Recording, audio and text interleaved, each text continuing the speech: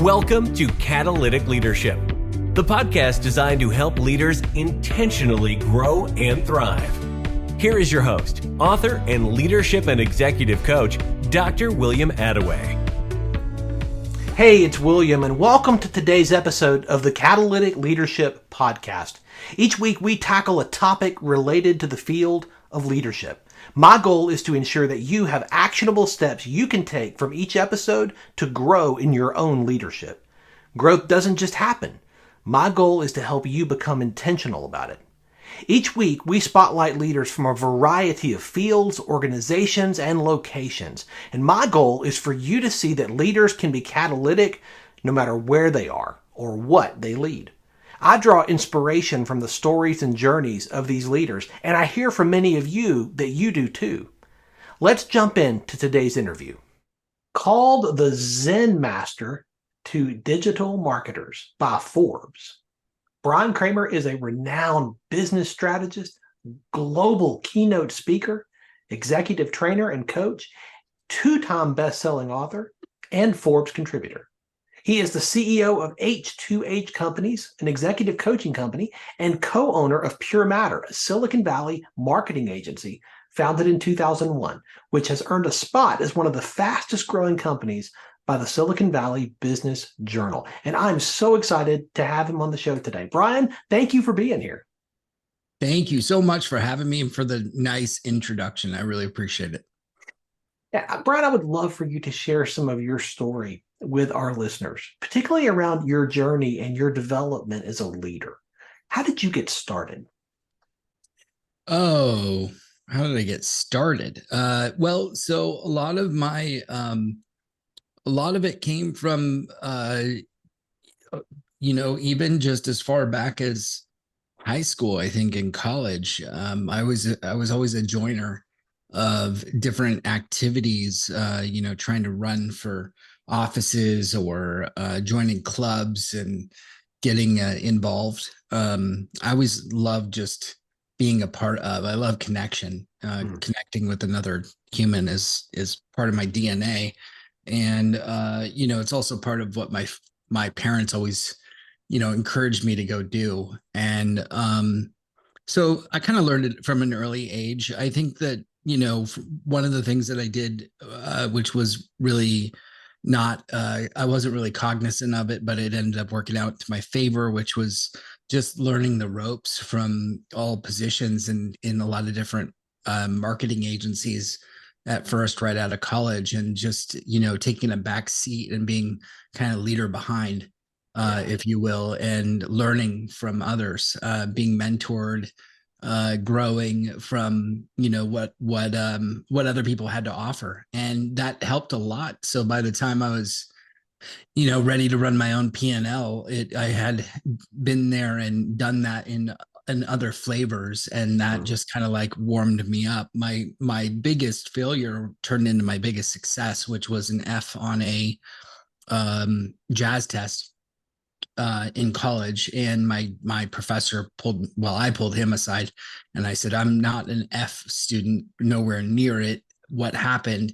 And he said that my test was the link that I used, because the internet was just brand new. And he said the link I used was down, the source that I used. And so just provide him a new link and he'll reverse the grade. So I went back, and it was kind of, I can't believe he even checked the link, and he actually did that. Talk about somebody who's focused. But anyway, I went back to my dorm room and I looked at it and the link was dead. And so I ended up going to the bookstore. I bought all the newest books on HTML. And that night I learned how to program and rewrite my own site, and all about Dizzy Gillespie, and rewrote it and programmed it. And I sent it to him and he ended up replying back and said, "Thanks." And he reversed my grade. And I was like, well, that was fun. Maybe I should just start building websites for people too. And I did, and that's what got me in and started as my kind of journey of digital transformation in agencies. So you never know when your worst day or your worst thing is going to turn into the thing that actually changes everything in your trajectory for your career. And that was one of those things. In all the contexts that you've been in, working for other people and now leading your own companies, like how would you define leadership? Leadership's putting your everything that you have into helping to lift others up. Hmm. Creating what you can. And I haven't always been, I mean, I'll be the first to raise my hand and say I haven't always been the best leader, because it took me a long time to learn that. And I think really helping putting your energy into others is what leadership is really all about. Helping them in whatever ways you can, serving others, giving as much as you can without wanting to take or receive. Being interested, listening, creating more, understanding with empathy where they're at, and I think the other thing is providing vision. Leadership is all about where are we going and what's the direction that we're heading, so that we know where we're all heading at the same time. If you don't have connection with others in helping them to arrive where they want to get to and a vision, I don't think that any organization can survive. That's really good. I can definitely resonate with that. In a previous conversation, we talked about what you call the H2H approach. And this fascinates me. And I can't wait for you to share about this, because I think what you talk about here is really going to hit people where they are. What is the H2H approach? Yeah, thank you. It's something that I spoke about in first publicly anyway in 2014. We'd been using it in our agency for years before that, and it resonated loudly from stage when I gave a keynote on human to human. The full title is "There's no B2B or B2C, it's H to H, human to human." And the idea back then, which has changed a little bit, not totally, was that it was right when social media was on the scene, and all of a sudden companies had to hear from their clients on social media. They had to talk to their clients on social media. It used to be radio, TV, and newspaper, which was one-way communication. Right. And now all of a sudden it's two-way communication. If I have a problem with my pizza from, a delivery company, which may or may not have happened in the last 24 hours, then that is something that we have the full right now to go on to what used to be Twitter, now X, strangely, another whole conversation, to talk about what we don't like, and that's something that a company has to deal with. I don't think companies yet have that down, but they're much better than they were in 2014 when that was new. And H to H is also, how we communicate now, evolved years later into what's turning into AI and other technologies, VR, augmented VR, which Apple's about to bring out. So what does this mean for humanity, and what does it mean for human to human relationships, as we just came out of a pandemic and we're all Zoom fatigued? And so it's turned into Zoom to Zoom, or human to human, whichever way you want to look at it. And that's really what I think resonated when I talked about it there on stage, and why it's kept resonating all these years, is because it's just never going to go away. It's always going to be something that we're competing for, which at the end of the day is human relationships. And that's what any business in every section of every business is focused on, whether it's HR, operations, IT. It's all about bringing human relationships together, and that's what creates more of what it is that companies want more of. I think that can be such a differentiator if a company really embraces this idea of actual human to human, not human to voicemail or human to automated system, where you end up never ever talking to anyone but getting lost in a maze somewhere. It can really be a differentiator. But what makes a company H to H? What makes them more human of a company? Yeah. So there's three different things that I outline in my book, in HH, the book that I wrote, which are the pillars of HH. And I'll ask you some questions, which I hope whoever's listening will also answer or write down as I walk through these. The first one is simplicity. What brand, and this is a question to you, what brand do you believe embraces simplicity? That's a great question. I think in my mind, Amazon. Yeah, interesting. Tell me why. Because they have tried to make it as simple as possible for you to find what you want and to purchase what you want and have it delivered to you as quickly as possible with as few bumps along that road as possible. Everything has gotten so much simpler. I started using Amazon back in 1997. So a little bit ago now. Gosh, that's been a while. It has changed so much in the last 26 years. The dealing with the company, the process, the systems, everything has changed. But it has gotten simpler over time from my perspective. I love that answer. I love it. There's a lot of brands that you could point to there's even more that you could point to that are not. Apple is probably one of the premium brands for being simplistic. Yeah. You can point on two hands, you can name their products. And then go to their site and it's easy to maneuver. So, that's a great one. So then let's move to the second one, which is empathy. But here's the key. What brand embraces empathy? I would not say Amazon. That's a great question. What brand embraces empathy? And I don't know. I don't know how to answer that question. It often shows up as great customer support. So if you've had good customer service, that's a lot of times where good empathy shows up. I'd actually argue that Amazon is great at empathy, and here's why.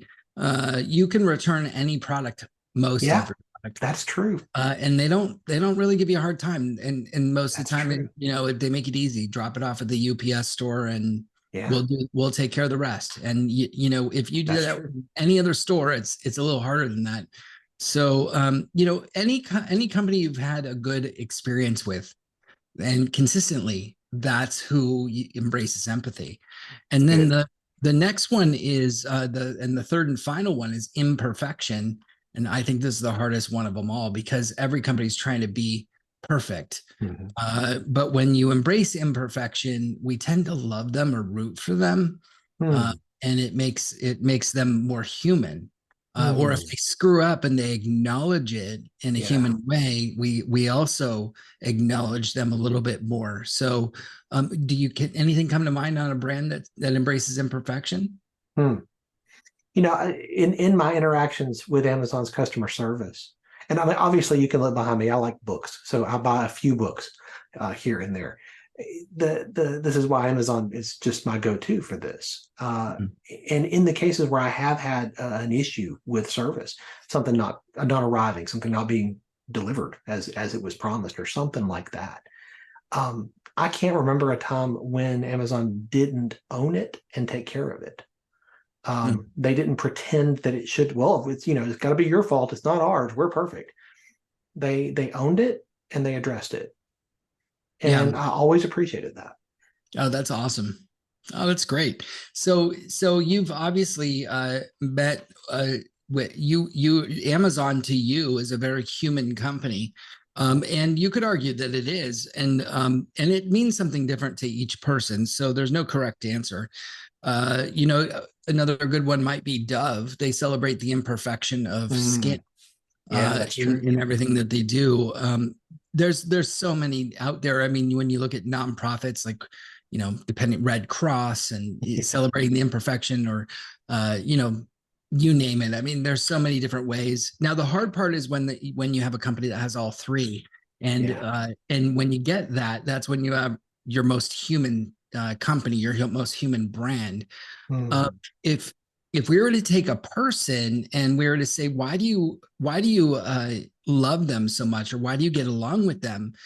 It's because they are simple, they're imperfect, and they're empathetic. Perhaps that comes out as listening. And so why not the same thing with brands? Mm. If we love the same thing about people, we should love the same thing about brands. It's what we look for. It's the opposite, ironically, of everything I think that Facebook is. And it's a product of its own doing or being. And yet it is not simple. It is not empathetic, and it is not they do not claim to be imperfect. At least they don't own the imperfection. Yeah. They are not perfect, but they don't own it. So you can look and see what would make a company turn around their brand. And it's not just rebranding to the letter X. It's embracing these different things that make us want to be a part of their brand. And those are the three things that do that. I love that. I think that, those three pillars really go to a whole lot of human interactions, don't they? I mean, it's not just in the business sphere, but I think in social interactions. Are these ways also that you can be more authentic in that realm? Absolutely. In social interactions, as you're probably aware as a coach yourself, it comes out as listening. And, when you're in your level 3 or level 2 listening, it really comes out as a deeper level of listening and understanding. It comes out in the simplicity of response. Are we making it more complex to understand what our product does to someone else? And then, are we, did we screw up in some major way? Because every brand does along the way. Yeah. I don't care who you are, you have screwed up. Yeah. And did you own it? And if you owned it, then people can oftentimes look over that and become more endeared to you for owning it. And so, absolutely. Those are the human traits. We could become more endeared towards people that way too. You were talking earlier about how social media has really helped make marketing a two-way street, more of a conversation, right? That you can actually have a conversation now and say, hey, you screwed up. Hey, where's my pizza? Hey, you didn't deliver this right. Some businesses completely ignore the two-way street aspect of that. Some businesses just completely pretend as though that's just noise and they're not even going to address it. Some businesses engage with it and make it a conversation. Why do businesses that participate in the conversation have the advantage? Well, there's a number. I mean, think about just this idea of just being heard or seen. Yeah. Everyone wants to be seen. It's a common connection point that we all have. Yeah. And when a brand sees you, there's nothing better. I mean, when a person sees you and they say, hey, I see you in some way, whether it's through listening or something else, it really matters. And so when a brand does it, it's like it goes above and beyond. And if you were to have a conversation with somebody and they didn't reply back, you'd consider that not the most terrific experience with the other person. That's true. So why should a brand be any different? It's not. It's funny because I used to be in stores all the time with my wife, and this is pre-pandemic, and I just tweet them to see if they were listening as a brand. And I just, I would test brands all the time just to see who it is. One time I was on Virgin American back when they were before they got bought. And I tweeted, I'm sitting here with my coffee, my electricity at my seat and my laptop. What could be better than flying Virgin on my way to my conference? And they looked me up on Google and saw that I was flying to, or I said I was flying to Florida, but they looked me up and said, have a great conference in IBM in speaking there. And they looked me up the next day. It was public information, and said, congrats, if there's anything we can do to make your trip. And then 2 seconds later, a stewardess came by with a note saying, have a great time at the conference. We're giving you high fives and all this stuff. And I was like, wow, talk about being seen, Yeah. part of it was a little, I felt like voyeurism, but part of it was just, wow, who does that? Like that is personalized attention. Yeah. And I don't think a lot of brands they don't either have the capacity or they don't have the know-how to, or the fortitude to go through and actually see how they can personalize experiences at that level for individuals on a human level. They're trying to automate it, but they're not trying to create it so that they can deliver the wow experience on a human level. And so there's a missed opportunity there, in my opinion.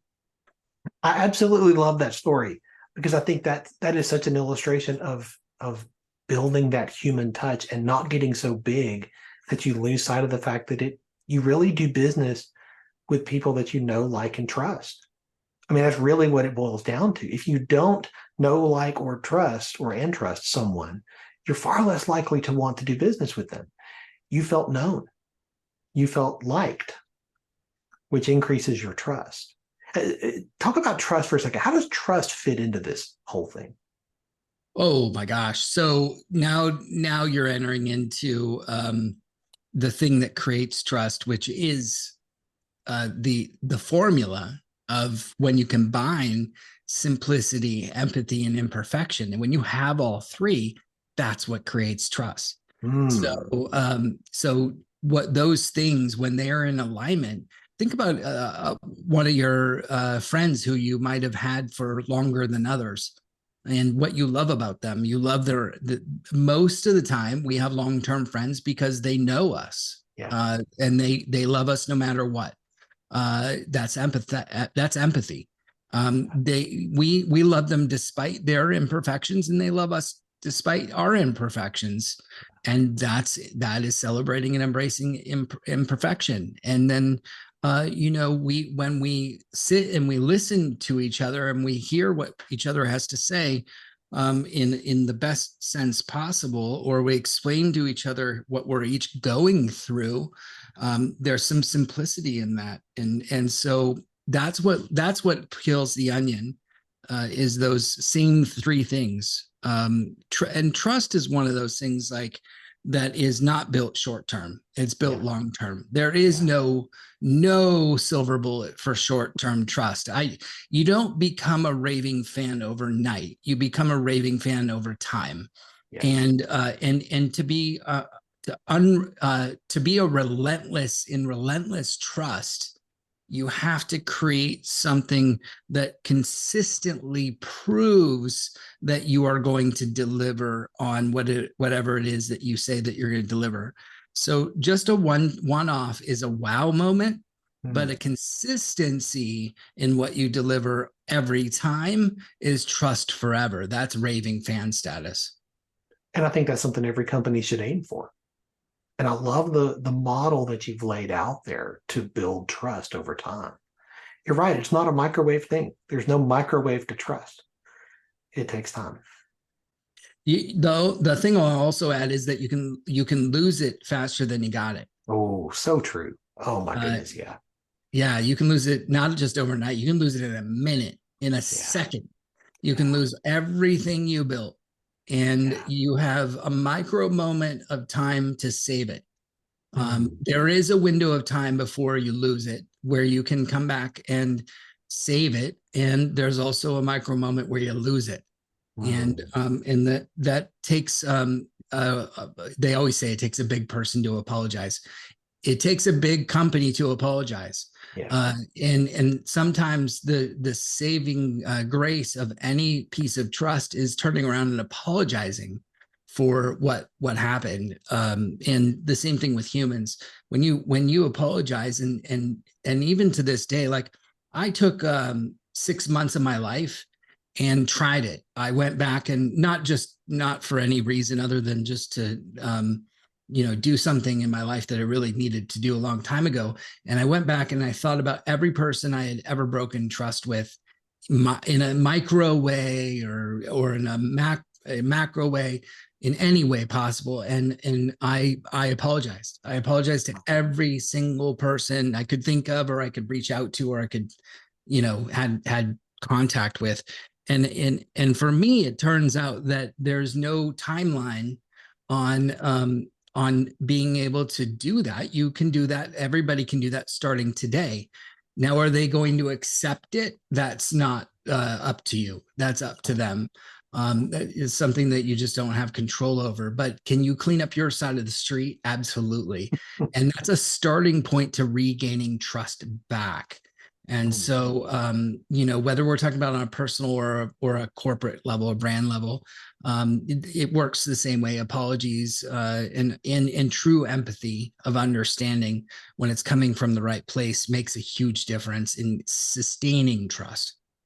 And I'm going to be thinking about that for days, Bryan. That's really good. I think there's so much insight there, and I can tell that comes directly from your experience, from your journey. So you've been leading for a while, and in so many different spaces. When we talked previously, you talked about how you believe that agency owners have to reinvent their agency every 2 to 3 years. Now, there's a lot of agency owners and entrepreneurs who are listening to this podcast. And I imagine when I say that, they're going to be like, what? What? Every 2 to 3 years? Why do you say that? Well, so, we started out as a brand/digital agency. We were building websites and creating branding projects. And then we added or migrated, depending upon how you looked at it or who our client was. We became all kinds of things. We became a demand gen agency when digital was just, email marketing became a thing, and then we became a social media influencer agency. Started the first global influencer ambassador program for IBM, and then we did the same thing for Netflix, and then we started to work with companies like MasterCard and Cisco and IBM in even deeper digital experiences and creating sales channel marketing, and that was a whole nother animal. So every time you evolve, you grow, but also so did the technology. I mean, look at where we're at now. Now all of a sudden, I mean, my wife is a outsourced CMO and a graphic designer and copywriter, and she just the other day was working on a campaign, and she just pushed a button and Photoshop created the image for her. So that took what used to be at our agency hours of Photoshop work, of sitting and actually taking a photo that was of a lake with a person fishing, and it widened it to a panoramic view, and you could not, she zoomed in and she showed me, you could not tell that the fishing pole was elongated and the water ripple had extended out perfectly, and the fishing pole itself in the person's head was perfectly finished out, and it did all this, and if she were to do that, it would have taken hours. So that's just one example of what's going to come along, if it hasn't already, in agency and creative and marketing, copywriting. These tools are coming. We have to use the tools because they make us more productive. It's gonna create more time for us to be able to do the one thing that AI can't do, which is strategy. And so if you build your agency, and this is a tip for you, and I built my agency this way, not because I saw it coming, but because it actually ended up being the one thing we stood on, which is strategy. If you build on strategy, you create with strategy, and your main offer is strategy, everything else can change around it as you evolve and grow. But strategy you cannot get rid of. And it's the one thing that people will always be willing to pay for. If you know all the where to go, what to do, and who to get it from, that's a commodity. The non-commodity is strategy. That's so good. I love that language. And I think that's something that a lot of people listening can take and say, I can do something with that now. That's so good. Let me ask you, Bryan, how do you stay on top of your game? How do you continue leveling up with the new skills you need to lead at the new levels that you find yourself at these days? I did till I didn't, first of all. But the way that I,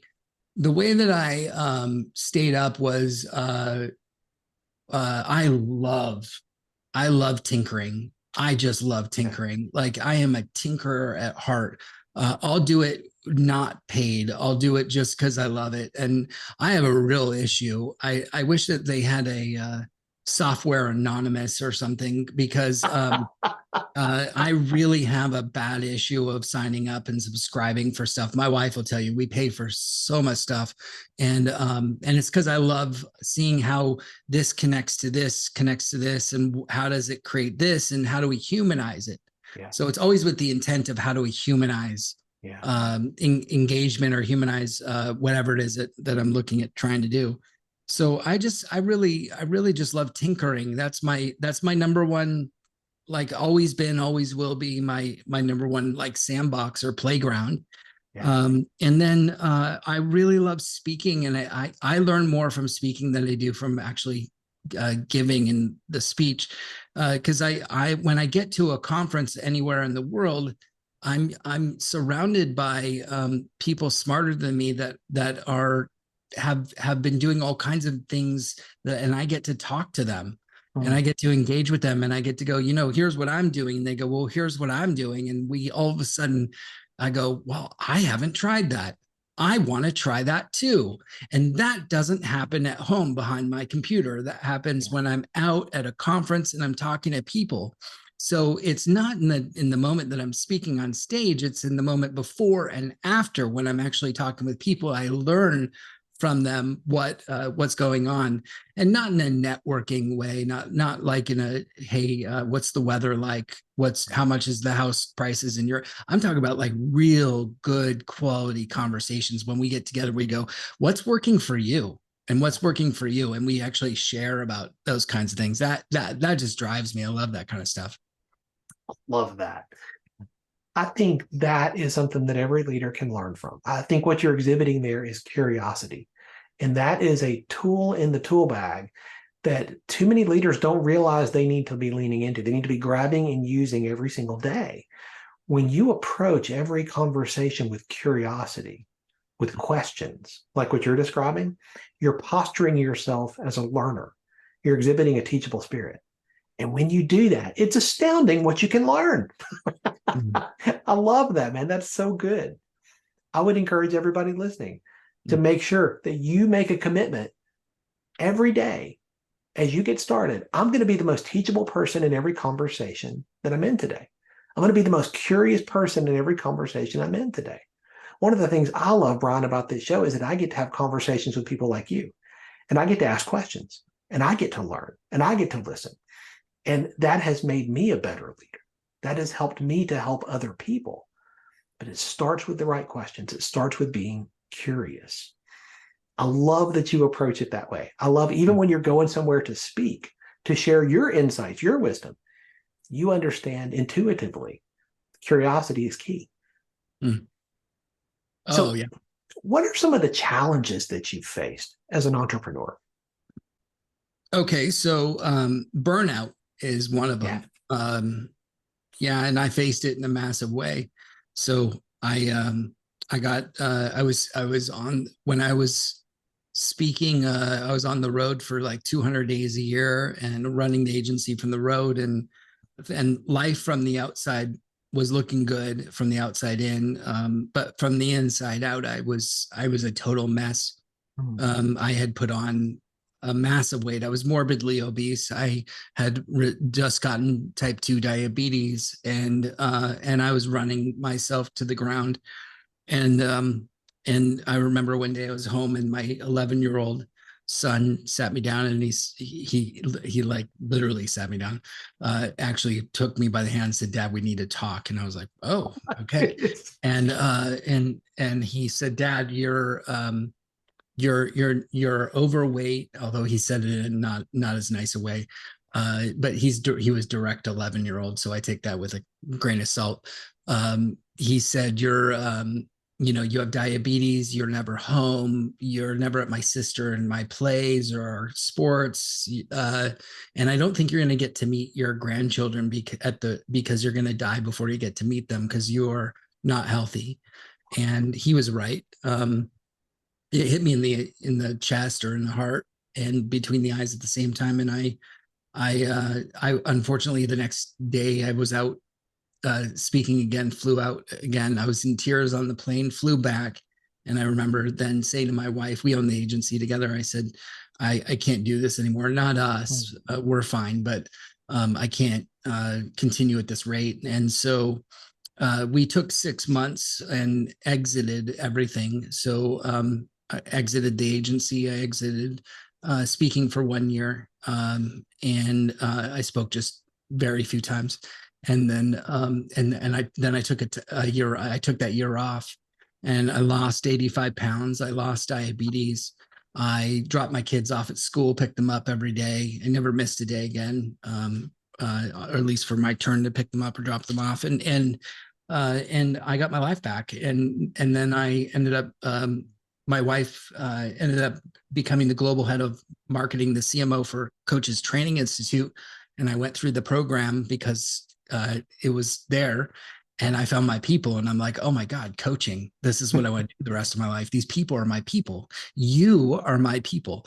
And I knew, like, I wanted to help people not burn out and to create the lives they wanted. And that's how I now live my life. And for the last 6 years, I've lived a way healthier life than I've ever lived. And it's just been a wonderful turnaround for me. I love that story. I love where you were, where you came to, and I love the fact that you chose it. I will often tell clients, if you refuse to change it, you were choosing it. And what you did is you were intentional, and you said, this has to change, and I'm going to do whatever it takes to get there. Mm-hmm. That's inspiring, and I hope motivating for many of our listeners. It certainly is for me. I'm going to take you back. I want to take you back to when you were 22 years old, Bryan. If you could go back and have a conversation with yourself when you were 22 years old, knowing what you know now, what would you tell yourself? More naps. I like that. More naps. It's good.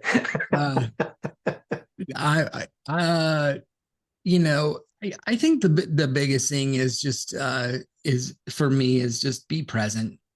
Just enjoy every moment. Yeah. Wherever your feet are, look down and look at your feet and be there. Be right where they are in every moment. If you can be present, then you're going to enjoy your life a lot more. If you're always looking forward or looking backward, you're missing out. And I think that's the gift, is just being right where you are. We're always looking for more. There's always something we should on ourselves. I wouldn't go back and tell myself at 22, I should have done this, or I should have done that, or what am I going to do tomorrow, or how am I going to create more of what I want to be. Stop all that and just be right where you are. It's the best. It's the best gift of all. I love that answer. Is there a book that has made a big difference in your life? A book that you would recommend to leaders that they pick up and read? Yeah. So my favorite, I've got two. Well, I have a lot. I'm a book fiend. So I would say that if I had to narrow it down, though, The Untethered Soul is just miraculous. I've read it, I don't know how many times. I listen to it on audio while I'm walking all the time. It's a deep book. It is a self-reflective book. It's a leadership book. It's a book about how to be a better human. It's a book about self. It's about how to be with others. It's about how we live with our saboteurs and get through them.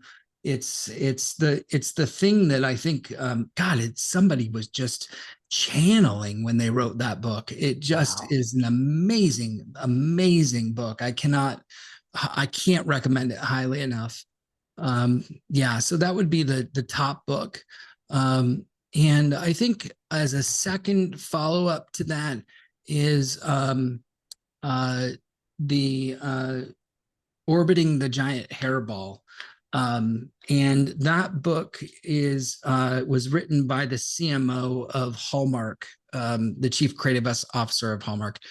Sorry. And he was just a fascinating guy. It was when Hallmark was just first starting, and how he helped grow Hallmark, and how creativity spawned this giant of a company that we now all use every holiday, birthday, whatever. And but the way that he entered into conversations, and the way he created little creative moments for people to think differently inside the company, and how and why you see now that it became the company it did, to have these great little sayings on the pieces of paper that people buy for $5 and $10. You look at it and you go, who did that? And when you read about him and what he wrote, you understand how it came to be, and why can't other companies think creatively like that too?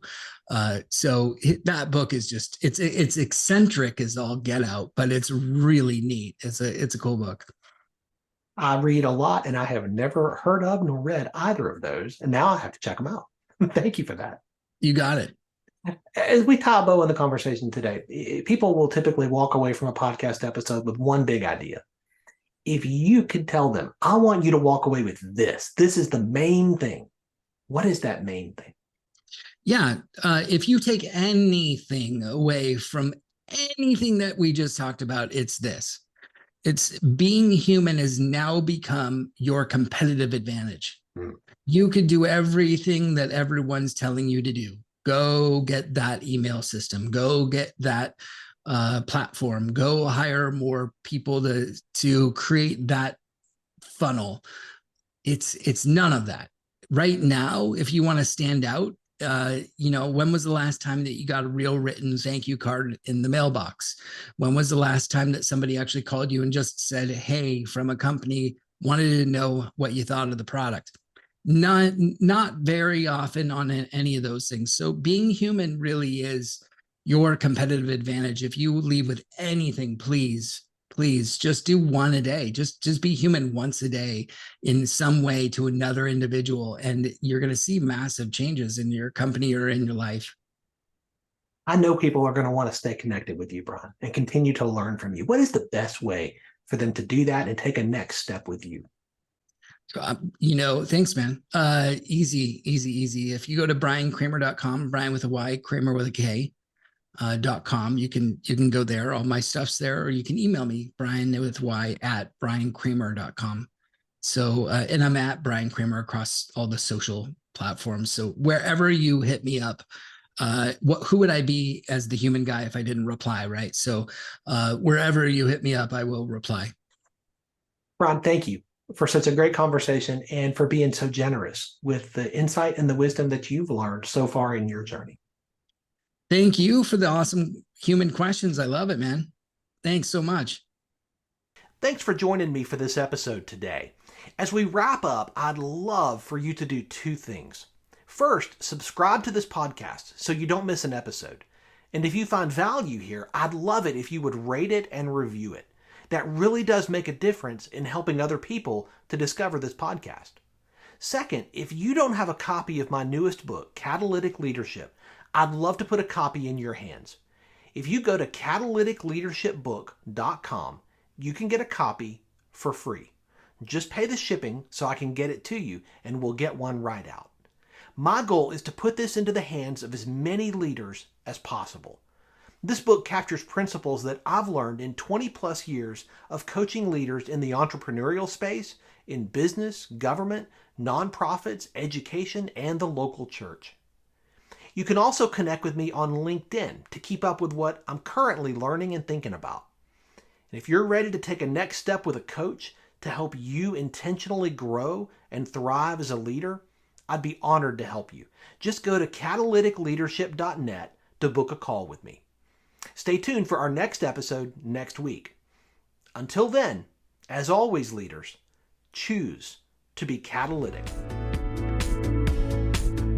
Thanks for listening to Catalytic Leadership with Dr. William Attaway.